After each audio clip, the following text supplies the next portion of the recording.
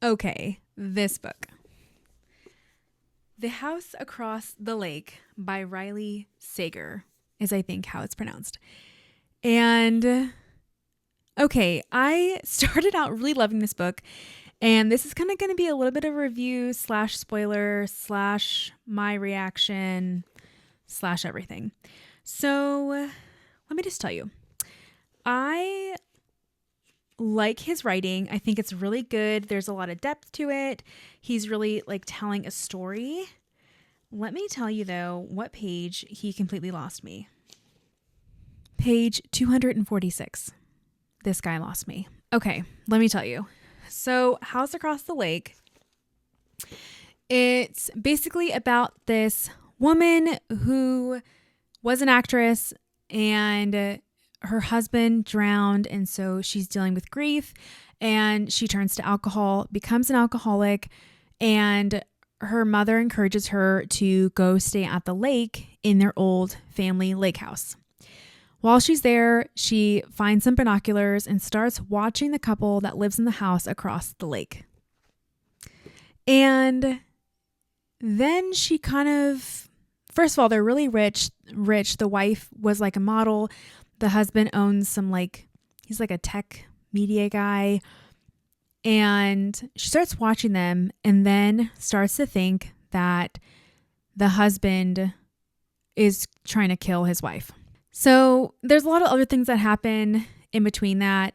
And then there's another storyline where these three girls have gone missing and have been missing for years and are believed to be probably dead.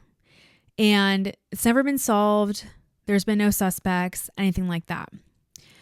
Well, there's another character who lives in the house to the right of this former actress. And he, gosh, how am I going to explain this? Okay. The main character's name is Casey. The couple across the lake, the wife is Catherine. The husband is Tom. The neighbor to the right of Casey, his name is Boone. And he kind of gives an odd vibe throughout the book. So then him and her start to team up to figure out what's going on with the couple across the lake. Then the wife across the lake, Catherine, ends up going missing. And there are some sus things happening where they think that Tom got rid of the body, killed her, got rid of the body. So then Boone and her are investigating. But then Boone apparently was sort of having an affair or seeing the wife across the lake. So then Casey's like, okay, you had big motivation to get rid of her. So then she distances herself from him. So he's like out of the story for a little bit. So then Casey starts she starts watching Tom across the lake, the husband, sees that he goes to the next door neighbor's house, which is dark and empty. He goes next door with a thermos of soup and a flashlight. And then after a little while comes back to his house. So she takes off across the lake to that empty vacant house that's dark. And she's like, I think that Catherine's in there. So she breaks into the house, finds Catherine tied up to a bed. And then Tom comes back to the house, finds Casey with Catherine. And Tom's like, you have no idea what's going on. I'm trying to save Catherine from herself, blah, blah, blah. So then I'm thinking, okay, is Catherine the serial killer? Did she kill these girls? What is going on? Well, then, oh my gosh, guys, I'm telling you, page 246, this guy lost me. Apparently, Casey's ex-husband, Len, ends up possessing Catherine's body. So Catherine went swimming in the lake, and the lake is where Len drowned. And apparently his spirit was in the lake. And then Catherine went swimming. Something happened. And then Len's spirit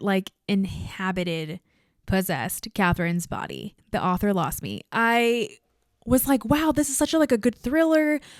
Was it Boone? Is it Tom? Is Catherine dead? Is she missing? What's happening? Who killed these girls? And then it's what is this plot twist of possession? And I don't like that. I don't like anything demonic. I don't like any of that. So I'm just in it for the thrills. I'm in for the mystery. How does this get solved? what are the puzzle pieces that come together? So so page 246. So I'm like, okay, well, let me keep reading to figure out what the heck happens and where is this guy going with this? Fast forward a bunch of pages. Casey gets Catherine, who is now her ex-husband Len, out of the basement. They trap Tom, the husband, in the basement. And then Casey takes Catherine / Len to her house and ties her up in one of the bedrooms. And while this is happening, they're going back and forth. And actually, you come to learn that Casey actually killed her husband, Len, because he's the one that murdered the missing girls. So full circle, he's the reason that the girls are missing. Casey found this out years ago, and then she gave him a bunch of antihistamines, took him out to the lake, tossed him over, and he passed away. So now Len's back. Casey wants to figure out, what did you do with these girls? I want to get justice for these families and help them grieve and bring closure. So through a series of events, Casey gets Len to tell her where the girls are. And it turns out that the girls were buried or dropped on a southern part of the lake that's kind of hidden. So then through another series of events, Len gets out of Catherine and then inhibits Casey. Casey throws herself into the lake and sort of drowns, passes out, but then she's revived and saved by Catherine. And then Len is no longer inside anybody. His spirit goes back into the lake. And then Casey and Catherine go back to Tom's house, the husband's house. They all reunite. They give him the official story that they're going to tell the police. All goes back to normal-ish. The detective comes. Casey reveals that her husband was the serial killer, and then also reveals where the girls are buried / dropped. I had so after basically that point, there was still 30 pages left in the book. So let me get to where I actually am. So there's 365 pages in this book, and I'm on page 336. Okay, so I have been speed racing through this because there's been some plot. Obviously, the demonic twist. I'm I just need to figure out how this ends. All apparently is right in the world. Okay. Casey becomes sober. She's thrown out all the alcohol. The couple across the lake had brought over and gifted her a $5,000 bottle of wine. The husband and wife and her were drinking it. The wife drank hers and then started to feel super dizzy and then fell over. That night, the couple went back to their home. In this moment, as Casey's throwing out all the alcohol, comes across this $5,000 bottle of wine, kind of thinks back to a statement that Catherine had made very early in the book. She thought that Tom was trying to poison her. It also kind of calls back when Catherine was initially swimming in the lake. She felt like her whole body stopped working. That was another symptom of drinking the wine. Recalling this, Casey then thinks Tom was really trying to poison Catherine and get rid of her. Casey finds her old binoculars and looks across the lake, sees that the wife Catherine is about to take a drink of wine. She quickly calls her and because she wants to tell her, put down the wine because I think it's poisoned.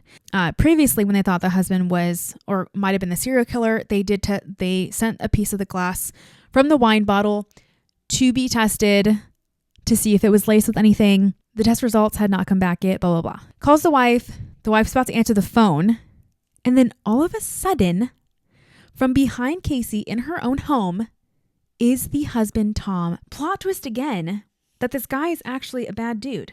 That is where I'm okay, I need to jump on and give a review of this book so far because I'm still unsure of how this is going to end. Now I'm super intrigued. Let me see. Oh my gosh, stop. This book only has 349 pages. I was looking at the wrong page numbers. Oh my gosh. Okay, let me finish this and then I'll come back. Nice. Y'all, she got him. She got him. No, stop.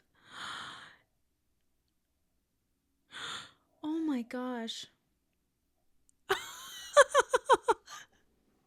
Oh my goodness. Okay, so Tom breaks into Casey's house, is trying to get her to stop calling his wife to warn her about the poisoned wine, and then proceeds to attack Casey. They stumble out of the house onto the lake. They're wrestling, kind of go into the water a little bit, and then and the whole time Tom, the husband, has the $5,000 bottle of wine and is like about to hit her with it. It slips from his hand, goes into the water. So then they're struggling in the water. She finds with her hand in the water the bottle of wine, hits him on the head with it. He kind of goes underneath the water. She gets out of the water. And then Tom comes up out of the water smiling, of course, because Len, her ex-husband's spirit, was in the water. It now inhabited Tom, the husband. Tom gets up, starts smirking, comes towards her, and she's like, not today, breaks the bottle of wine, kills him. Aw, cute, y'all. Her family came back to meet her at the lake house, so now she has her sister and her mama with her. Okay, she ends up with the neighbor that lived to the right of her, Boone. Hopefully there's still room on this SD card. Oh my gosh, last 2 pages. Aw, cute. Catherine moved in with Casey at her lake house. The end. Wow, that was a wild ride. I would give this book like a 3.5 out of 5. Like, his writing is very good. I guess I didn't like where the story went. Yeah, I think overall I would definitely read another book by this author. I mean, I would recommend people to read this book. I mean, I know I pretty much gave away the entire book. Anyways, okay, that is my summary / review / spoiler of this book. Leave your comments down below about what you thought about this book if you've read it. Leave any suggestions for other thrillers or mysteries that I should read down in the comments. Thanks so much for watching. Love you. Bye.